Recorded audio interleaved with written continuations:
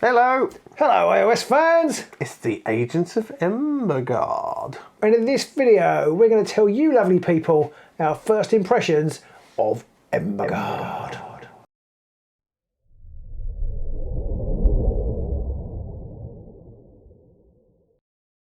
So my very first impression is that the box just feels shinier and newer, even when you compare it to like Wintermore.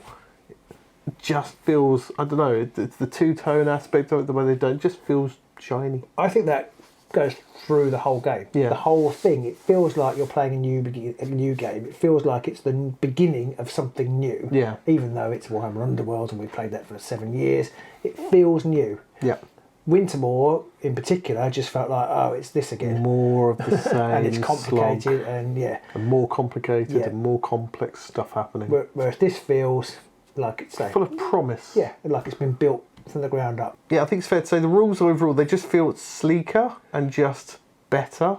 Yeah, absolutely. It's just a more efficient run through. Everything moves smoothly. Yeah, It much feels really nice. clear out a lot of the chaff and just made it much more streamlined. It's a more efficient version of the game we love, really. It is. So upon opening the box, one of the first things you're definitely going to get your hands on, other than the rulebook, are the models. Yeah, we have got an unboxing video, so you can go and check that out if you want to. I built the Stormcast. I did the Skaven.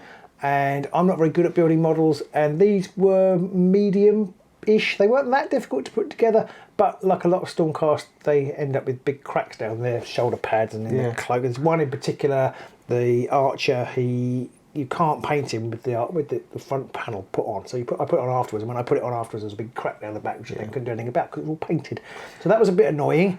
But I think we both prefer the Skaven models, don't we? Yeah, I think we both do prefer the Skaven models, and putting them together, again, unless you start to shave some of the pegs when you're putting it in, because it's all push fit, you are going to end up with cracks again. I've assembled all mine before I started painting them because I'm an idiot as well, and I like to have the whole model. And there are definitely some very tricky ones, especially on that doom wheel thing, trying to get it to fit in all the right pegs in the right spots and press it all together. Very tricky on a few Easy to build is like a feature of Warhammer Underworlds, but it just, sometimes there was one bit in the Stormcast where you had to really push the peg in, and it's like, well, then I bent the detail because I was pushing, it was only a little piece, it was the piece that held it all together. Yeah.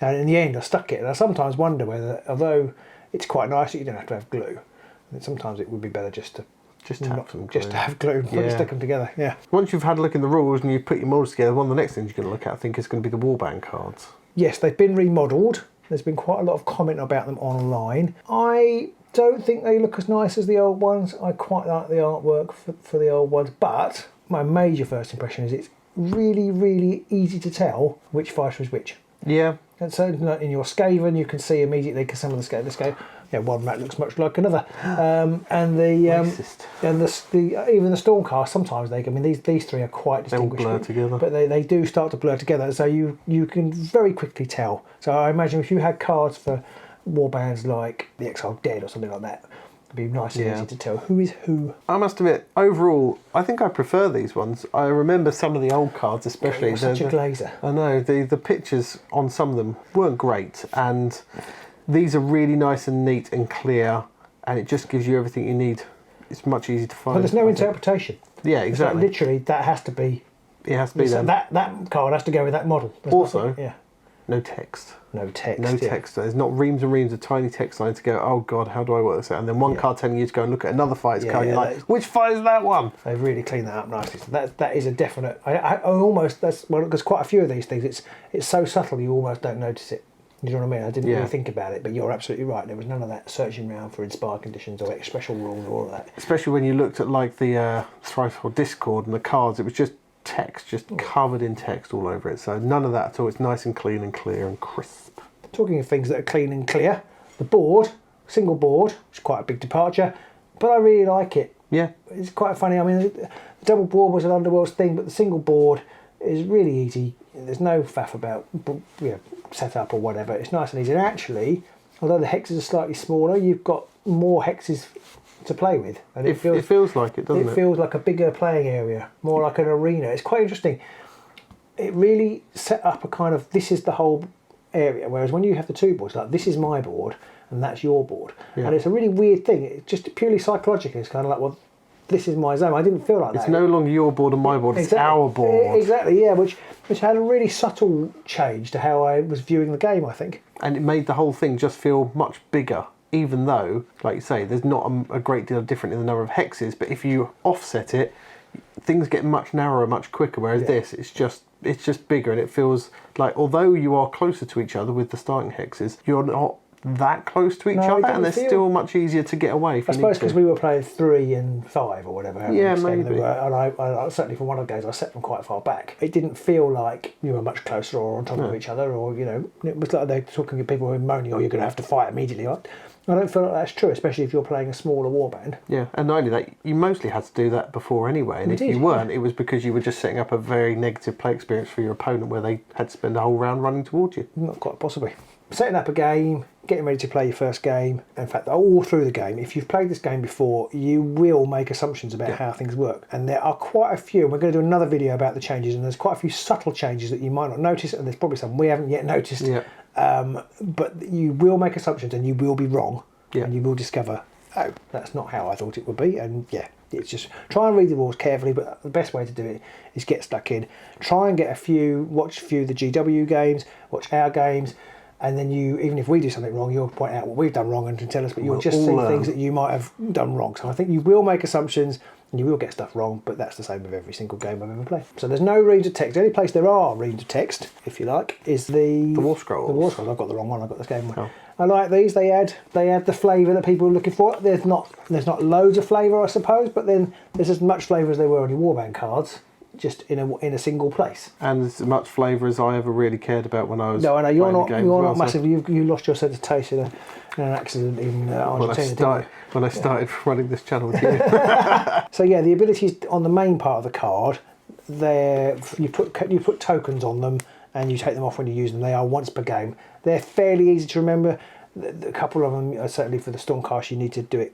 You want to do it fairly early, I think. Yeah. So you do that, and you don't forget to do it. This bit down the side, they're always on, almost thing. I don't think I remembered at all. No, I forgot as well. And it's partly because I don't think it was that relevant, but or also because I was trying to learn everything else. But that is. But then I've always had that problem. I've always forgotten stuff on cards. So, but this because these have got the tokens, they're easy to remember. They're like, I've still got 2 of those left. I might try and remember to use one of those. There's nothing to remind you to use that one. Obviously, better gamers will remember. Yeah, and overall, it's not very complex. Again, it's just in your first few games, you've got a lot to go through again and re-remember and change your memory of what the rule is so that you are doing it properly in the future. The other major component of the whole warband is obviously the rivals decks. 4 of these, and you can put them together any way you want. We haven't tried all the different combinations yet, and we haven't tried Nemesis yet, but they work, they function. They do exactly what they say on the tin. Like all good Warhammer Underworlds decks, some of the cards in here you just think, why is this in here?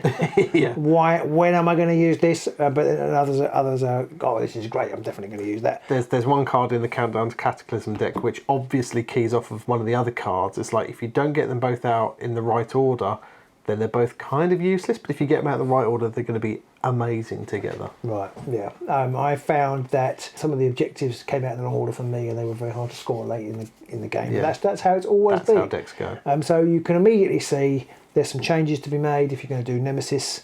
We've not tried that yet, but you can see some options for putting decks together. I do worry that people will be trying to combine their favoured deck with the deck that has great strength and great fortitude in there because they're pretty strong, although they're not as strong as they were. And they are 2 glory upgrades as well. Glory upgrades. That's one thing, yeah, the 2 glory upgrade thing I think actually works really nicely. Makes you think a little bit more about... You also have to be careful because some of them are 0 glory, so you can just put it on. Done. It makes you think a little bit more about what you're doing. Yeah. As does the fact that you don't spend glory anymore. That's quite an interesting change. It's going to take a little bit around to get used to. One of the other very quick things I want to know about the cards is the backs of them. In all the photos GW revealed, they look quite garish. The red and the yellow looks really garish, but actually when you get them in person, they're a lot more muted. And I actually quite like them. Never believe what you see on the internet. Exactly. People aren't the same there. And it's the same with the character cards. They all look a lot brighter in the pictures they've done online, but actually when you've got them in your hand, they're a lot less garish. So I actually am quite fond of them. You say that, the photos, they just look cheap. Oh, the photos. They're fantastic too. So one of the major changes of the game is the change to crits. Yeah, anybody who's played this game before will know that crits are king. Crits are king. Now they're only kind of queen, possibly a jack. So they're now a lot less powerful. That, I think, it has two things. One is that you kind of think, oh, well, I don't have to worry about crits anymore. But for long-term players, they get a bit confusing because you roll a dice, and a few times especially when we were rolling lots of dice, it's like, well, I've got a crit and you've got a crit, and what does that mean? Who's won? Yeah, exactly. So that because your immediate reaction is, if you play a lot, is, oh yes, I've won that because I've got more. I've got a crit and a success, so you can't be there. But I've got two. Yeah, I've got two successes. It's like, whoa, no, that's not right. That's not fair. So that takes a little bit. It isn't difficult. It's just one of those kind of, I suppose it's the muscle memory of playing the same way for 7 years. Yeah, takes a little while to get used to that.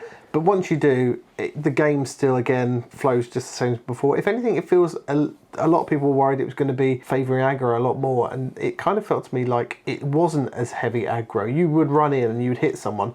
But actually, your chances of a successful attack now are slightly lower. Yeah. Swords are even worse than hammers. Yeah, that's a side effect of the crit changes is it's changed the odds. Now, there are a few charts wandering around of the differences, but it's suddenly like 3 swords, which used to be quite better than 2 hammers, isn't anymore. Yeah, and because of that, you might be running and you might be clubbing people over the head earlier in the game, but everyone's got more wounds as well, so people don't die quite as quickly as they used to. No, exactly. But the other interesting thing is, with the Stormcast Warband in particular, I'd often like charge in and think, well, hopefully they'll be inspired, whatever their inspire mechanic was, and then they'll be quite hard to kill because they're 2 shields. But if they do die, so be it. If it doesn't happen, but maybe I'll get a crit and then I won't die and I'll be there next turn. In this game, they bleed 2 glory, or the leader bleeds 3, and you run in and they get killed because you had some ping damage and you could do quite a lot of damage yourself, and suddenly a dead Stormcast is actually, it's doubly disadvantaged because not only have you got a dead Stormcast, you've also shed 2 or 3 glory, which I found in both the games we played actually put me in quite a difficult position because you suddenly got, especially if you scored an objective. Yeah, so I've got netted 4 glory for killing your boss or something. Yeah, and suddenly it's like, oh, that's not fair. So that's an interesting one, and I think that will play against aggro a little bit because you can take them down. You can take big fighters down with a bit of concerted fire, and it's worth it for the glory bump. Yeah. At the end of each round, we were also finding that it all flowed really smoothly. There was not a lot of complexity there, and even during the turns themselves, there's not a lot of complexity, probably because the rivals decks are simpler, the warbands are a bit simpler, the rules are just streamlined. It never got bogged down. It means you could focus on the decisions you needed to make to achieve your objectives, and not get bogged down to the mechanics of how those objectives were achieved, if that a subtle difference there.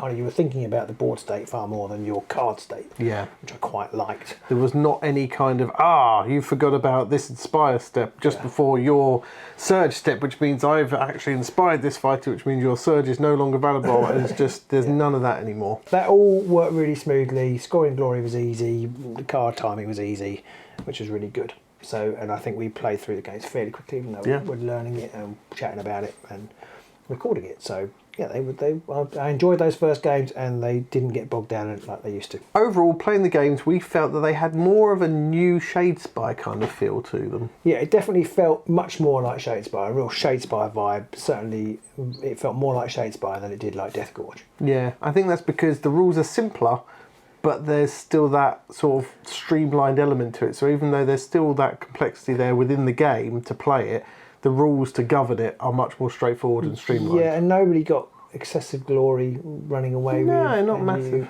The way glory was applied, it didn't seem to. Like, in later games, you just, with the old version, you just, by the end of round 2, you didn't care how much. You had like 14 or 20 glory. Well, it wasn't a problem. It didn't have that. It had much more economical with our glory, which I really quite liked. So it did feel much more Shakespeare. I would say, if anything, it was like seeing an old friend who you hadn't seen for a long time, and they changed their hair in the meantime. So overall, I think this version of the game is going to be great for new players because it's going to be much easier for them to pick up, and it's going to still be challenging for the old guard because there's going to be a lot of changes in there you're going to have to try and remember. But overall, the game itself is just as complex in the Embergard. The strategy on the board and how you construct your deck, that complexity is still there. Exactly. Okay, there aren't so many twiddly bits, which we could argue over all day whether that's complexity or whether it's just things to remember, but there's definitely decision points in the game, just as many decision points in the game as there were, as there always has been. So overall, I think we would both say that this is a fantastic new version of Underworlds from our initial games played,